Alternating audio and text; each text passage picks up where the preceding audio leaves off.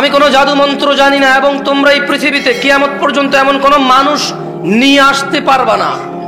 যদি তোমরা মনে করো কিয়ামত পর্যন্ত তোমরা এমন কিছু উদ্ভাবন করবে, এমন কোন মানুষের সন্ধান পাবে যে এসে বলবে, তোমাদের ঈমান হয়ে যাবে, তোমাদের আমল হয়ে যাবে, তোমাদের আখলাক হয়ে যাবে, তোমাদের হৃদয় পরিবর্তন হয়ে যাবে, তোমাদের অজ্ঞতা সরে যাবে, তোমাদের ইলম বৃদ্ধি হয়ে যাবে, তবে তোমরা ভুল সিদ্ধান্ত নিয়েছো।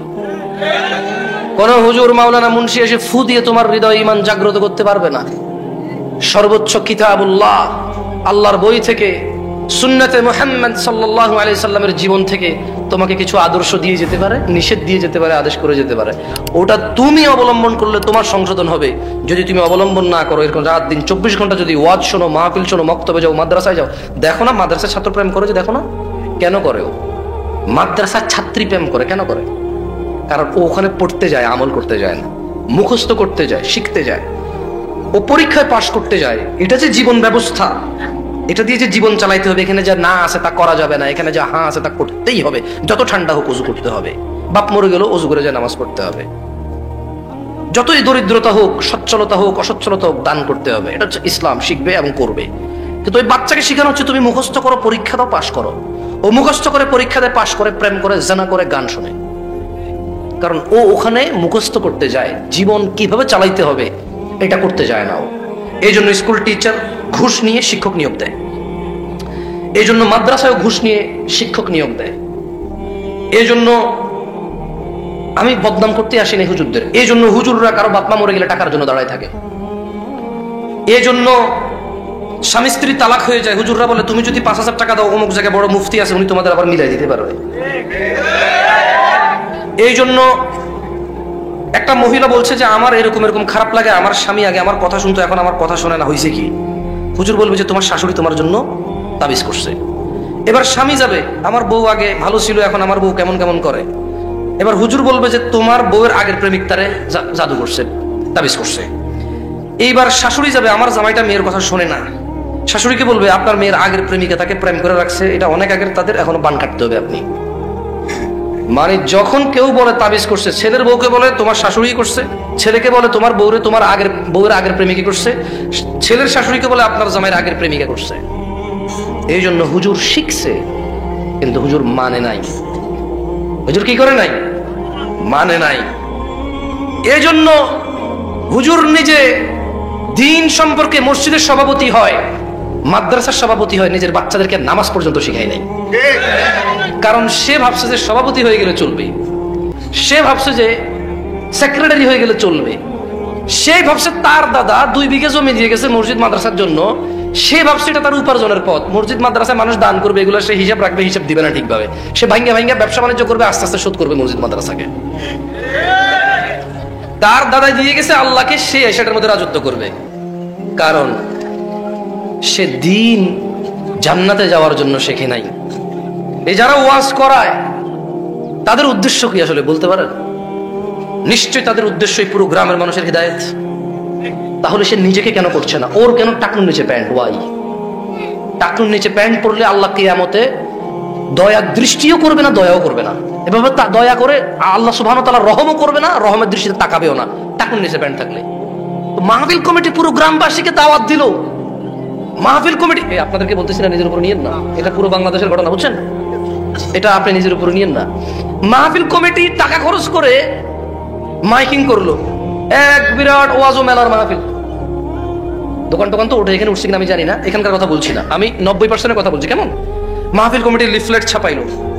মাহফিল কমিটি দূর থেকে একজন বড় আলেম বক্তা, মনে রাখবেন এই যে আমি এখানে কথা বলতেছি শেষের মানে না যে আমি বড় আলেম, একটু আগে যিনি কথা বলে গেছে আমি ওনার ছাত্র হওয়ার যোগ্য না, কিন্তু আপনারা ডিসাইড করতে পারেন না কে ভালো আলেম। এই জন্য আপনারা যাকে যার কথা শুনতে ভালো লাগে তার কথা শুনতে যান। কেউ গান গায়, কেউ গজল গায়, কেউ সুন্দর করে কৌশল করে কথা বলে, আপনারা সেই প্রেমে পড়ে যান। আপনারা কেউ ইলমের প্রেমে পড়েন না। যদি ইলমের প্রেম হইতো আপনাদের, যদি নলেজ সিকিং হইতো, যে আমি জ্ঞান শিখবো, ভালো মন্দ সম্পর্কে জানবো, তাহলে একটু আগে বেশি মানুষ হইতেন, এখন হইতেন না। এটা প্রমাণ করে আপনাদের ওই উদ্দেশ্য নাই। আচ্ছা, এখন মাহফিল কমিটি মাইকিং করলো, ব্যানারিং করলো, পোস্টারিং করলো, এখানে স্টেজ করলো, কেন? ভালো মন্দের। আমি আজকে আপনাকে গ্যারান্টি দিয়ে বলি, আজকে জুমার দিন না, গতকাল বৃহস্পতিবার এই মাহফিল কমিটির ইম্পর্টেন্ট ব্যক্তিত্বরা দাঁড়িয়ে কাটছে। কারণ আজকে জুমা। আজকে জুমা তো বাংলাদেশে তো মানুষ আল্লাহ নবীর সুন্নতকে শেভ করে বৃহস্পতিবার রাত থেকে জুমার আগ পর্যন্ত। জুমা কি দিন?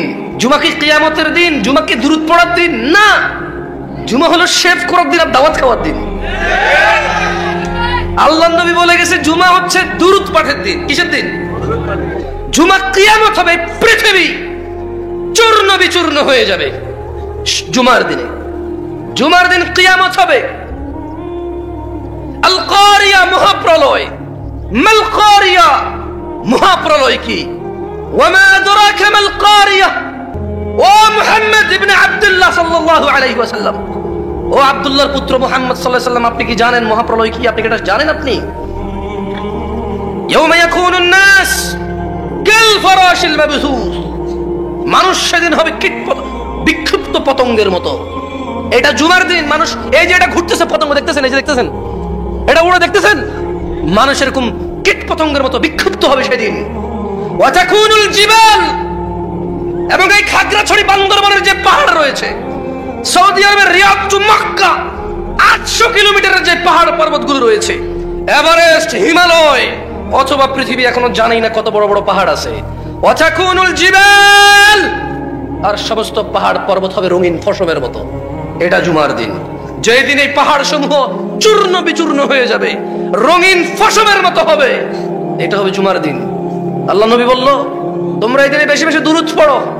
আমরা এই দিনে শেভ করি, এই দিনে দাওয়াত খাই, এই দিনে গান বাজনার আসর করি, এই দিনে সিনেমা নাটক রিলিজ করি, যাতে মানুষের ছুটি আছে সবাই বসে বসে দেখবে। জুমার দিন সিনেমার দিন, জুমার দিন শেভ করার দিন, জুমার দিন প্রেমিকাকে নিয়ে পার্কে যাওয়ার দিন। জুমার দিন এখন আর দুরূদের দিন নাই। জুমার দিন এখন আর কোরআন তেলাওয়াতের দিন নাই। জুমার দিনে সূরা কাহফ পড়তে হয়, আর এখানে উপস্থিত 80 জন আলহামদুলিল্লাহ সূরাই পারে না, কিসের কাহফ পারবে? জুমার দিন কি আর সেটা আছে? এখানে কেন আসছেন আপনারা আমি জানি না। What's make you to come here? কিসে আপনাকে এখানে নিয়ে আসছে? What did you even come? আপনি কেন আসছেন? এই কে কথা বলে ওখানে? এই তোমার বোনের গায়ে হলুদ, বলো তুমি গায়ে হলুদে আসছো? তোমার ঘরে যদি অবিবাহিত কে থাকে, তোমার আব্বাকে বলো তোমার ভাই বোনের বিয়ে ঠিক করতে আজকে রাতে তুমি ওখানে চিল্লাচিল্লি করো। তোমার নিষেধ করছে কে চিল্লাচিল্লি করতে? খালি কি আমি কথা বলবো? তোমরাও বলো, আসো এখানে বলো, চিল্লাচিল্লি করবো না বাইরে। জুমার দিন দুরূদের দিন নাই। আর কেন আসছে এই যুবকগুলো আমি জানি না, যারা ফজরে আসে নাই আজকে। কেন এরা আসছে আমি জানি না, যারা আজকে এখান থেকে গিয়ে ফজর পড়বে না। এরা কেন আসছে? এদের মিথ্যা কথা বলা মুনাফিকি। মিথ্যা কথা বলা কি? কারা কারা ঈশার নামাজ পড়েন নাই? এই যে সবাই দাঁড়ায় আছেন। আচ্ছা, বসে যারা আছেন এদের মধ্যে থেকে কেউ ক্যামেরা ঘুরাবেন না, খবর সব ক্যামেরা নামান, মোবাইল নামান, মোবাইল নামান, মোবাইল নামান। মানুষের ইজ্জতের পরোয়া করেন ভাই? ওরে বেজ্জতি করে তো লাভ নাই। তোমাকে আলাদা করে বলতে হবে? কোন ভাষা বোঝো তুমি? সবাই মোবাইল নামো। যারা যারা আজকে ঈশার নামাজ পড়েন না দাঁড়ান, অসুবিধা নাই, জাস্ট একটা শিক্ষা। মানে আমাদের সমাজের অবস্থাটা একটু দেখান না। ঈশার নামাজ যারা পড়েন না দাঁড়ান না আজকে এখানে আপনারা। This is what our society right now. We belong here. এইটা আমাদের সমাজ, এইটা আমাদের সমাজ। লজ্জা করে না ওই বাবার? শরম কোথায় রাখবে এই লজ্জা? পিতা মারা গেল, ছেলে জানাজা পড়তে জানে না। কোথায় রাখে এই লজ্জা এই জাতি? পিতা মারা গেল, ছেলে গোসল দিতে জানে না। রাখে কোথায় এত লজ্জা? কোথায় রাখে এত লজ্জা এই বাপ? তার লজ্জা শরম কোথায় গিয়েছে? আহা, তার দাদা বেঁচে নাই, তার বড় বাপ বেঁচে নাই, বেঁচে নাই তার পূর্বপুরুষের কেউ। বেঁচে আছে তারা 3 ভাই, তাদের ঘরে 12-15 জন ছেলে সন্তান। নাতি পুতি সব মিলে মাত্র 15 জন। নাতি পুতি পন্থী খন্তি সব মিলে মাত্র 20-22 জন মানুষ বেঁচে আছে পরিবারে। আর বাকি সবাই মরে অস্থিতে পরিণত হয়েছে, মৃত্তিকায় পরিণত হয়েছে। তাদের হাড্ডি পর্যন্ত খুঁজে পাওয়া যাবে না। লজ্জা কোথায় রাখে এই বাপ? যেই বাপ নিজেও সালাত ফজরের ঘুমায় থাকে, বাচ্চাটাও ঘুমায় থাকে। এই বাপ নাকি তার বাচ্চাকে ভালোবাসে, ও নাকি বিদেশ গিয়ে কষ্ট করে বাচ্চার জন্য, ও নাকি রিক্সা ভ্যান চালায় সব ছেলে সন্তানের মুখের দিকে তাকায়া। তুমি তোমার বাচ্চার পৌঁছানোর জন্য এত কষ্ট করো, এটাকেই তো আল্লাহ জাহান্নামে নিক্ষেপ করবে।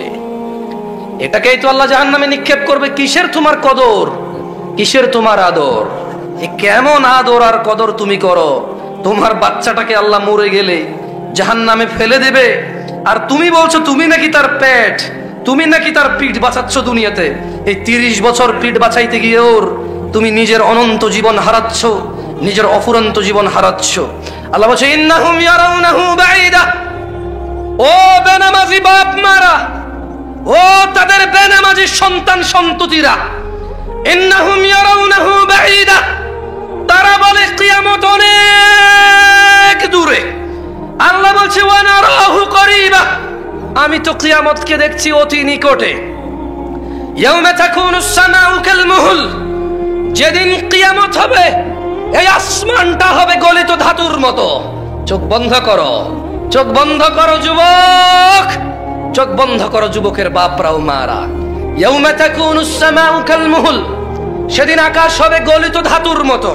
ওয়া তাকুনুল জিবালু কাল ইহন, আর পাহাড়গুলো হবে রঙিন ফসমের মতো। ওয়ালা ইয়াসআলু হামিমুন হামিমা, ওই দিন যেদিন কিয়ামত হবে কোন অন্তরঙ্গ বন্ধু কোন অন্তরঙ্গ বন্ধুর খোঁজ নেবে না। ইউবাসসারুনাহুম, যদিও তারা একজন আরেকজনকে দেখতে পাবে।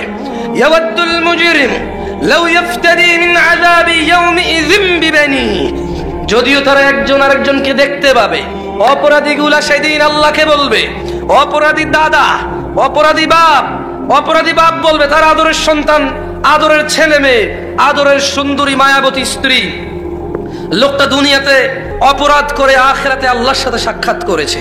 এরপর সে তার ছেলে সন্তানকে দেখবে, সে তার বন্ধু বান্ধবকে দেখে নিজ থেকে আল্লাহকে বলবে। আল্লাহ কিচ্ছু বলবে না, ও নিজে থেকে আগ বাড়ায় আল্লাহকে বলবে। আল্লাহকে কি বলবে? বলবে ইয়াওয়াদ্দুল মুজরিম লাউ ইফতাদি মিন আযাব ইয়াউমিযিন বিবানি, অপরাধী সেদিন আযাব দেখবে, বাচ্চা কাচ্চা দেখে বলবে ইয়া আল্লাহ, আপনি আমার আজকে আযাব থেকে বাঁচান। এই আমার ছেলে যা কটা আছে, এই আমার মেয়ে যা কটা আছে, একটা কাজ করেন আল্লাহ, এদের কি আছে না আছে নাকি হিসাব আমি জানি না, এরা নামাজ পড়ছে সবাইকে জান্নাম ফেলে দেন। কে বলবে এটা? কে বলবে? কে কাকে জাহান্নামে ফেলতে বলবে? কাকে? কে বলবে? ও নাকি ওর বাচ্চাকে আদর করে? ধিক্কার তোমার এই আদরের প্রতি। ছি ছি ছি ছি ছি, আদর কিভাবে করতে হয় তাও শিখুনি, শিখুনি পিতৃত্ব শিখুনি, শিখুনি মাতৃত্ব শিখুনি, শিখুনি দিন ধর্ম শিখুনি, বাচ্চাকে কিভাবে আদর করতে হয় এটাও শিখুনি। ধিক্কার তোমার প্রতি, কারণ তুমি ওই বাবা যে বাবা আল্লাহকে আগ বাড়ায় বলবা আল্লাহ, বিনিময়ে আপনি ছেলে সন্তান নিয়ে নেন, আজকে জাহান্নামের আগুন থেকে বাঁচান। ওয়া সাহিবাতিহি ওয়া আখি, বলবে ইয়া আল্লাহ, স্ত্রী এবং আমার ভাই, যা কটা ভাই আছে আমার, নিয়ে নেন, ফেলে দেন উত্তপ্ত আগুনে, নিক্ষিপ্ত করুন জঘন্য শাস্তির জাহান্নামে, শুধু আমাকে ছেড়ে দেন, আমাকে ছেড়ে দেন। ওয়ামান ফিল আরদি জামিআন সুম্মা ইউনজি, ও নাকি ওর বাচ্চা আদর করে, বলবে ইয়া আল্লাহ, ছেলে মেয়ে নেন, ভাই আর স্ত্রীকে নেন। আচ্ছা ইয়া আল্লাহ, এই দুনিয়াতে যত কেউ আছে সবাইকে আপনি নিয়ে নেন। কোথায় নিবে? বললো যে জাহান্নামে ফেলে দেন আপনি।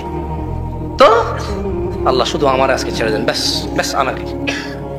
তো তোমার বাচ্চা কাচ্চা ফেলে দেন জাহান্নামে, ভাই স্ত্রী ফেলে দেন জাহান্নামে। তোমার জ্ঞাতি গোষ্ঠী যারা তোমাকে আশ্রয় দিত, রেপ করে আসছো, শুধু ও তোমার জ্ঞাতি গোষ্ঠীর কারণে তোমার বিচার হয় নাই। আরেকটা মেয়েকে দর্শন করছো, নেশা করে আসছো, একজনের বিচার দিয়েছে, ওরা জুতা দিয়ে বেরিয়েছে, ওর নামে মিথ্যা মামলা দিয়ে আসছো, অন্যায় তোমার ছিল, জ্ঞাতি গোষ্ঠীর ভল। কার বল? ওর বাপ দাদা নাকি সব চেয়ারম্যান। আর বেটা তোর দাদার কি ছিল রে? কয় বিঘা জমি ছিল রে? তোর বাপে যে এত টাকা কামাইছে, তোর বাপের জিগা কি ব্যবসা করে তোর বাপ? তোর বাপের জিজ্ঞাস না, তোর বাপের কয়টা 3 তলা 4 তলা পুশ করেছিল তোর দাদা দিয়ে গেছে না? তোর বাপ কি ছিল, তোর দাদা কি ছিল রে বেটা? বড়াই করিস বেটা, চেয়ারম্যানের ছেলে বেটা, ফাউল ছেলে বেলে। তোর দাদা 3 তলা পুষ্কুনি ছিল রে। হ্যাঁ, সারা পৃথিবী থেকে মানুষ দেখছে 3 তলা পুষ্কুনি কেমন হয় দেখতে। 6 তলা গোয়ালঘর ছিল তোদের না? কি ছিল তোর দাদার রে? তোর বাপ টাকা কামায়, বিল্ডিং করে, জমি কেনে। কি করে তোর বাপ? তোর দাদা কি দিয়ে গেছে তোর বাপের? তোর বাপ কি করে? কোথায় থেকে টাকা আনে তোর বাপ? আবার সে টাকা দিয়ে বোম বোম বোম হুন্ডা চালাস বেটা। ভয় করো নিজ প্রভুকে, যার কাছে ফিরে যেতে হবে, যিনি হিসেব নেওয়ার ক্ষমতা রাখেন, হিসেব নিবে, যার কাছে একচ্ছত্র মালিকানা থাকবে হিসেবের। তাকে পরোয়া করো। ওয়ামান ফিল আরদি জামিআন সুম্মা ইউনজি, বলবে ইয়া আল্লাহ, দুনিয়াতে যারা আমার জ্ঞাতি গোষ্ঠী ছিল আমাকে আশ্রয় দিত, ওদেরকে দিয়ে না। হবে না, হবে না। আল্লাহকে বলবে ইয়া আল্লাহ, দুনিয়ার যত নারী পুরুষ আছে, হিন্দু বৌদ্ধ মুসলিম, ইমাম মুয়াজ্জিন মোল্লা মুন্সি কারি হাফেজ, ইয়া আল্লাহ সবাইকে নিয়ে নেন, শুধু আমাকে ছেড়ে দেন। তোর বাপ বলবে এই কথা, তোর বাপ বলবে, আমার বাপ বলবে, আমি বলবো, আমার বাচ্চার বাপ আমি বলবো, তোর বাচ্চার বাপ তুই বলবি, বলবি সবাইকে নিয়ে নেন, আমাকে ছেড়ে দেন। আল্লাহ কি বলবে জানেন? আল্লাহ কি বলবে জানেন? কেউ আমার কথা মনে কষ্ট যাচ্ছে, তুই তাই করি কই যাবে। আমরা কি মনে কষ্ট নিচ্ছেন? বা এটা তো আবার ইউটিউবাররা ছাইরা কবে দিবে, এই দেখুন জামশেদ মজুমদার অহংকারী হয়ে গেছে, দিলে দাওয়াত পাইয়া। অহংকার করে বলছি না, কেমন কথার আন্দাজি এমন। কি করব, কিছু করার নাই, হাত পা নড়ে। কিছু কিছু মহিলারা দেখি ফেসবুকে কমেন্ট করে, হুজুর একটু শান্ত হয়ে কথা বলে আরো বেশি ভালো লাগতো। তোর ভালো লাগা দিয়ে যায় আসে রে বেটা, হ্যাঁ? কি দেখবো, কি দেখা যায় না, কি দেখতে চায়? আরে ভাই দাঁড়াইলে কি সমস্যা? আপনারা বসার জন্য তো চিল্লাচিল্লি করতেছেন কেন? ও দাঁড়াইলে সমস্যাটা কি? হ্যাঁ, ও চুপ থেকে যদি দাঁড়ায়, বসে, শুয়ে থাকে, হোয়াটস ইওর প্রবলেম? আপনার সমস্যা কোথায়? ওর কমফোর্ট নিচ্ছে, ওকে ওর বাবা মা আদব শিক্ষা দেয় নাই, it's your responsibility. No, it is not my responsibility. এটা আমার রেসপন্সিবিলিটি না যে ওকে আমি বসাবো। আমার কি আছে? আমি আসছি কথা বলতে, কথা বলবো। আর ও দাঁড়াইলে কি প্রবলেম? এখানে বসার জায়গা আছে, বলেন, এই যে বলতেছেন বসো বসো, কোথায় বসবে বাচ্চা মানুষ? ছোট মানুষ এতক্ষণে গানের আসরে সিনেমা কিরণ মালা দেখতে বসে বসে আসছে, বসে, তাও ডিস্টার্ব করতে চায়, ও চলে যাবে। ওরে বসতে বললেও চলে যাবে। ও যে জায়গায় দাঁড়াইছে, ওর কথা হইলো ওয়াজ যদি একটু থেকে একটু ভালো না লাগে, সোজা দৌড়, উঠা লাগবে না। আর যদি ওর বান্ধবী এখনো ফাঁক করতে পারে না এসে দেখা করার জন্য, ওয়াজ ওই অপেক্ষায়। বান্ধবী এসে বলবো যে আমি একটুর জন্য বের হয়েছি, আম্মা ওয়াজের দিকে মনোযোগ দিচ্ছি, তুমি এসে দেখা করলে করো না, আমি চলে যাচ্ছি। সো ও এখান থেকে দৌড়াবে। আপনি তো ওর মনের অবস্থা বুঝতেছেন না ভাই, শুধু শুধু ওরে ফোর্স করতেছেন। আজকে কিছু মানুষ আসছে এখানে ওয়াজ শুনতে, কিছু মানুষ আসছে হুজুর দেখতে, কিছু মানুষ আসছে ওয়াজ দেখতে, কিছু মানুষ আসছে যে এদের ওয়াজে মানুষ হয় কিনা এটা দেখতে, কিছু মানুষ আসছে প্রেমিকের সাথে দেখা করতে। এখন আপনি যদি সবাই বলেন বসতে, সবাই কেন বলবে ভাই? দরকার তো নাই সবাই বসা। আল্লাহ আমাদেরকে বুঝার তৌফিক দান করুন, আমিন। দেখেন এখানে আপনারা কেন আসছেন, এই সিদ্ধান্ত আপনারা নেবেন। তবে এই ধরনের মজলিস থেকে যেটা নেওয়া যায় সেটা আমি বলে দিচ্ছি, বাকি নিবেন না নিবেন আপনাদের ইচ্ছা। আপনারা ভাইবেন না যে ওরা খুব খারাপ, ওরা ওয়াজ শুনতে আসছে। যারা আজকে এখানে আয়োজক আছে 10 জন দেখছি 8 জনই সে দাড়ি কাটা লোক। আয়োজক যখন এরকম ভাবে কয়েকদিন পরে দাড়ি ছাড়া লোক এসে ওয়াজ করবে, কারণ এটা হচ্ছে নিয়ম। যে জাতি যত শিক্ষিত তাদের টিচার হয় তত শিক্ষিত, যেই জাতি যত ভালো সভ্য তাদের নেতা নেত্রী হয় তত ভদ্র নম্র আমানতদার, যেই জাতি যত উগ্র তাদের নেতা নেত্রী শাসক হয় এর চেয়ে ডাবল উগ্র, যেই জাতি যত অজ্ঞ জাহালাত বর্বরতা মানে অবলম্বন করে তাদের শিক্ষকরা, তাদের খতিবরা, তাদের মোল্লারা, তাদের মুন্সিরা, তাদের মাওলানারা আরো বেশি ওদের সাথে খারাপ হয়ে আসে। কারণ গরু যে চড়ায় ও ভালো রাখাল হইতে হয়। যেই গরু, ওই যে এটাকে আমরা ষাঁড় বলি না, আমি গেলে এমন করবে, রাখাল যখন যায় দেখছেন ওই বেটা হচ্ছে একটু, গরু হচ্ছে একটু, এমনি ধরে নিয়ে চলে যাচ্ছে। গরু কেমনে চেনে? কারণ এই রাখাল জানে এটা আরো বড় হইল, কেমনে সামলাইতে এটাও জানে। সো যারা আপনারা যাদের নেতৃত্বে আছেন, যাদের সমাজ ব্যবস্থায় আছেন, আর আজকে যারা বসো বসো বসো বলে, ও 24 বছর এসে আপনার কথা শুনবে না তো। ওকে ওর মা বাপ 24 দিন বা 24 মাস বয়স থেকে এটা শিখাইতে হইতো। যেটা 24 মাস বয়সে শিখবে সেটা 24 বছর একদিন আপনি বললে হবে না। ওকে ফোর্স করিয়েন না। কেমন? যারা আমাকে শুনে, আল্লাহর জন্য ভালোবেসে শোনে, এবং আমি যেরকম আছি এরকমই ভালোবাসে তারা আমাকে। আমি এর চাইতে বেশি পারফেক্ট হইতে পারবো না। এই পৃথিবীতে কোনো মানুষ পারফেক্ট নাই। আছে? তোমরা আমার যে দোষ ধরো আমি এগ্রি করি এবং আমি চেষ্টা করি এগুলো সংশোধন করার। আমি দোষকে, অন্যায়কে ন্যায় বলি না। আমার ভিতরে কমতি যেগুলো আছে আমি অনুভব করি এবং আমি ইতস্ত থাকি মাঝে মধ্যে।